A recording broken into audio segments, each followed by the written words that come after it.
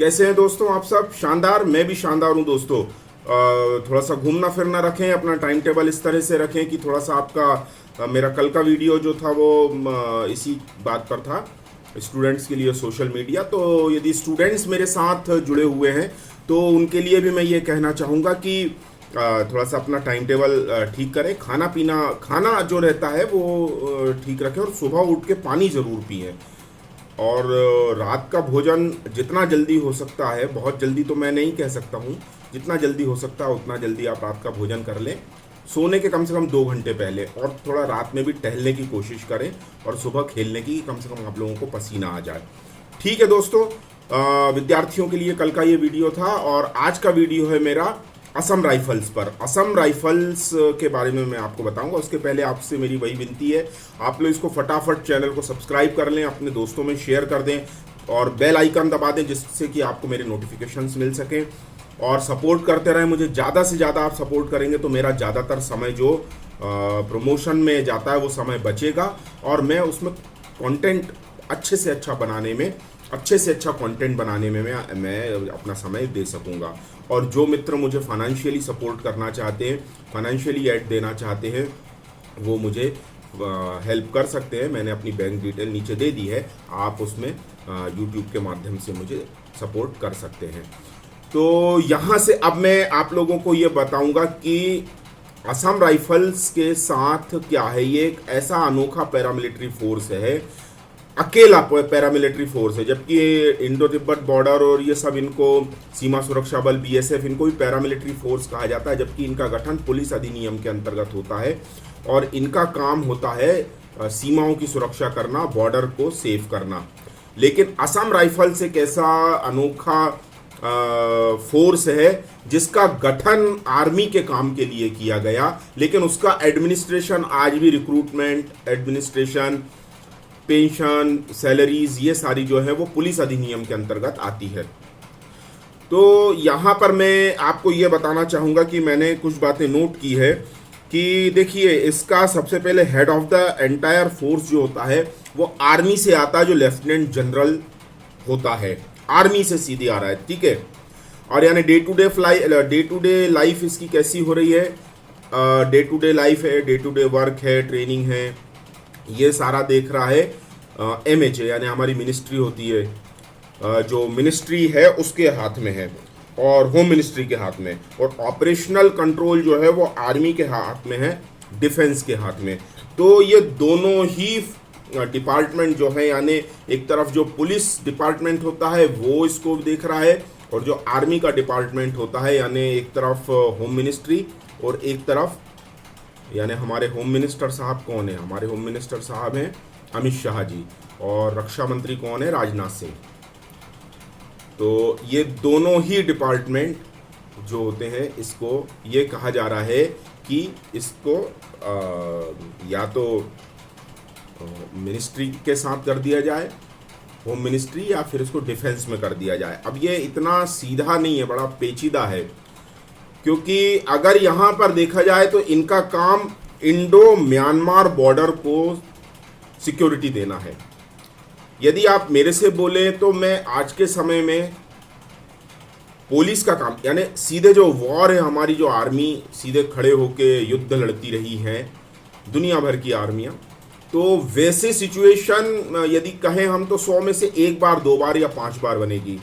लेकिन जो पुलिस का काम है वो 100 में से 95 बार, बल्कि मैं कहूँगा 100 में से 100 बार पुलिस को, 100 में से 100 बार पुलिस ऐसी सिचुएशन को हर बार हैंडल करेगी। यानी 100 में से 100 बार पुलिस ने अच्छा काम किया, लेकिन एक बार फेल हो गई, वहाँ पर आर्मी को काम करना पड़ेगा। और पुलिस को हमेशा मुस्तैदी से, मतलब हर दिन का काम तो सेना नहीं कर सकती ना, डे टू डे का जो काम है सिक्योरिटी देने का, लॉ एंड ऑर्डर को मेंटेन करने का, आर्मी कहाँ आती है? आर्मी कहाँ आती है? जैसे दिल्ली में दंगे भड़के थे या बेंगलुरु में दंगे भड़के थे, भड़काए गए थे, दंगे तो नहीं थे, वो वन साइडेड अटैक था। तो यहाँ ये चीज होगी, मतलब लॉ एंड ऑर्डर कमजोर हुआ, या पुलिस कमजोर हुई या कमजोर कर दी गई, तब आर्मी आती है ना। यानी 100 बार पुलिस अपना अच्छा काम कर रही है, लेकिन एक बार अगर वो अच्छा काम नहीं कर पाए या नहीं करने दिया जाए तो आर्मी को बुलाना पड़ता है। अब असम राइफल्स के साथ क्या होता है, आसाम राइफल्स का गठन ही आर्मी के लिए हुआ है। जो नॉर्थ ईस्ट हम लोग जो जिसे हम हिंदी बेल्ट कहते हैं या जो मैदानी इलाके कहते हैं या यूपी बिहार दिल्ली तरफ की जो राजनीति कही जाती है या मुंबई का जो माहौल कहा जाता है, यहाँ से निकलने वाला यूथ ज़्यादातर नॉर्थ ईस्ट से, आसाम, अरुणाचल प्रदेश, मणिपुर, म्यांमार, ये सारे जगहों से और यहाँ के यूथ से बहुत कम कनेक्टेड रहता है। तो मैं अपने तरफ से भी बहुत कोशिश करता हूँ कि नॉर्थ ईस्ट से हमारी बातचीत सीधी हो, वहाँ का युवा जो है वो दिल्ली और मुंबई के और अन्य भारत के अन्य भागों के युवाओं से सीधी तौर पर बातचीत कर सके। अगर भाषाई कोई लैंग्वेज है तो हिंदी, रोमन हिंदी, इंग्लिश, देवनागरी जैसी भी है वो, बांग्ला भी बहुत लोग जानते हैं, तो यहाँ जैसे हिंदी भाषी क्षेत्र में जो बांग्ला रहते हैं वो उसको ट्रांसलेट करके वहाँ तक पहुँचाएं। और वहाँ की बात को आसामीज लोग रहते हैं तो आसामी लोग वहाँ की आसाम की भाषा को ट्रांसलेट करके या हिंदी इंग्लिश या रोमन हिंदी में टाइप करके यहाँ दूसरे भाग तक दे सकते हैं। तो हिंदी इंग्लिश या हिंदी रोमन इंग्लिश में अगर वो बात की जाएगी तो वो मतलब थ्रू तेलंगाना के जो तेलुगु हैं, तमिलियन है, वहाँ तक बात पहुँच जाएगी ट्रांसलेट होते होते। और तेलुगु की अपनी स्क्रिप्ट में, तमिल की अपनी स्क्रिप्ट में, कन्नड़ की अपनी स्क्रिप्ट में, उनकी भाषा में सीधे नॉर्थ ईस्ट की बात जाएगी। तो ज़्यादा से ज़्यादा लोगों का जुड़ाव नॉर्थ ईस्ट के सीधे भाग से होना जरूरी है, क्योंकि इसी का फ़ायदा चाइना और चाइना के चैनल के थ्रू जो काला पैसा आता है वो वहाँ की जो इंसर्जेंसी ग्रुप है, जो मिलिशिया ग्रुप है, जिनको कहते हैं आतंकी ग्रुप जो है, वो बहुत से, वो म्यांमार में भी वही अनरेस्ट करते हैं और भारत के नॉर्थ ईस्ट को बहुत से ग्रुप हैं वहाँ पे, नागाओं के ग्रुप को वो आतंकी ग्रुप है, उनको पैसा दे के युवाओं को भड़काते हैं। बहुत जगह, अभी मैं उसकी डिटेल निकालूंगा तो अगले वीडियो में उस पर बात करूंगा। तो इन सबको काउंटर करना असम राइफल्स का काम रहा है और शुरू से इसका गठन ही आर्मी के तौर पर रहा है। तो यहाँ एक बात यह कहने की है कि देखिए, पुलिस का काम डे टू डे लाइफ का है, लेकिन लड़ने का काम आर्मी का होता है। लेकिन यहाँ ऐसा बताया जाता है कि इनकी सैलरी स्ट्रक्चर में भी अंतर है। पुलिस का आसाम राइफल से काम लिया जाता है आर्मी का, लड़ाई का, युद्ध का, और सैलरी स्ट्रक्चर, इनको जो फैसिलिटीज़ है वो पुलिस के जरिए दी जाती है। और जबकि मोर देन 80% ऑफिसर्स जो हैं आसाम राइफल्स के, वो सीधे आर्मी से डिप्लॉय किए जाते हैं। अब आर्मी से जो ऑफिसर डिप्लॉय किया जाएगा वो पुलिस पर्सनल जो होते हैं वो उनके जैसी ट्रेनिंग क्यों देगा? वो तो आर्मी से आया बंदा आर्मी की ट्रेनिंग देगा ना, और आसाम राइफल्स का काम ही यही है।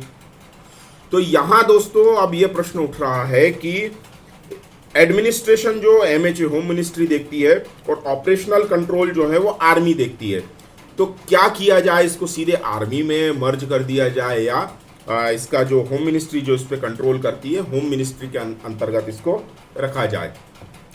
मेरा अपना मानना ये है कि यदि मान लीजिए आज की डेट में आर्मी मान लीजिए 1 दिन लड़ेगी, 2 दिन, 5 दिन लड़ेगी, लेकिन पुलिस को 24 घंटे 7 दिन 365 दिन मतलब पूरे साल एक सा काम करना पड़ता है। तो मुझे ये लगता है कि असम राइफल से जो पुलिसिया काम कराया जा रहा है, यानी बॉर्डर सिक्योरिटी फोर्स का काम, जो इंडो म्यांमार बॉर्डर का काम अगर इनसे कराया जा रहा है, तो इनसे मॉनिटरिंग रख ली जाए, क्योंकि इनको अनुभव बहुत है, क्योंकि ये शुरू से ही इंडो म्यांमार बॉर्डर को देख रेख कर रहे हैं।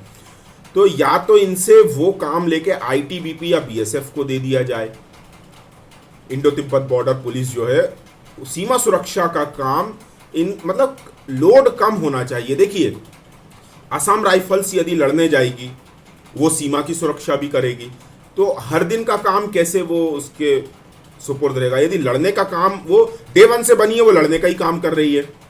जो नॉर्थ ईस्ट में जो आतंकियों को जो फंडिंग की जाती है चाइना चैनल से, उनसे अगर लड़ने का काम इसका है तो लड़ाई का काम ही रखा जाए, क्योंकि जितना अनुभव इस असम राइफल्स को है उतना अनुभव उस लोकल लोग, क्योंकि असम राइफल्स में वहीं के लोकल यूथ आते हैं भर्ती होने के लिए, और उनकी पूरी ट्रेनिंग वगैरह ऐसी होती है जो युद्ध के काम में आएगी, क्योंकि वो अनएक्सपेक्टेड गुरिल्ला वॉर वहाँ पे छेड़ते हैं, मार दिया, जंगलों में मार दिया, छिप गए, पहाड़ों से आए, कूदे, एकदम मारा काटा और भाग गए।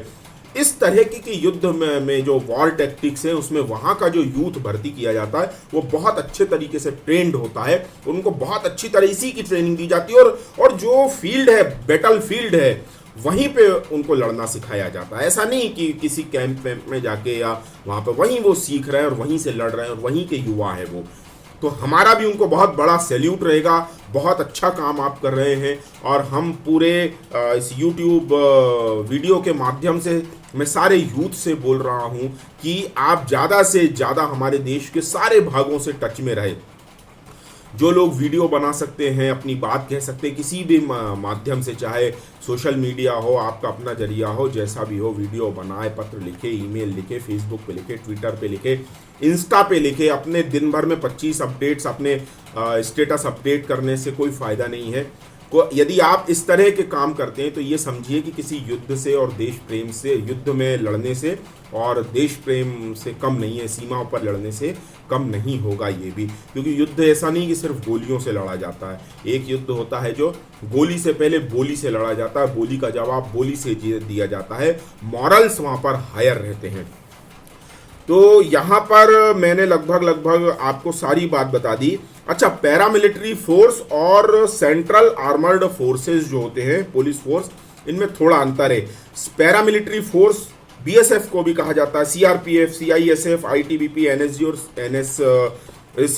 SSB, सशस्त्र सीमा बल, इन सब लोगों को जनरली पैरामिलिट्री फोर्स कहा जाता है। तो ये पैरामिलिट्री फोर्स नहीं है, पैरामिलिट्री फोर्स नहीं है ये central armoured police, armed police forces है, CAPF। ये इनका काम पुलिसिंग करना है, यानी हर दिन वहां खड़े होके सुरक्षा देना है। यानी सुरक्षा की पहली पंक्ति ये होती है जिसका नाम सेंट्रल आर्म्ड पुलिस फोर्सेस है। पहली सुरक्षा की पहली पंक्ति ये है।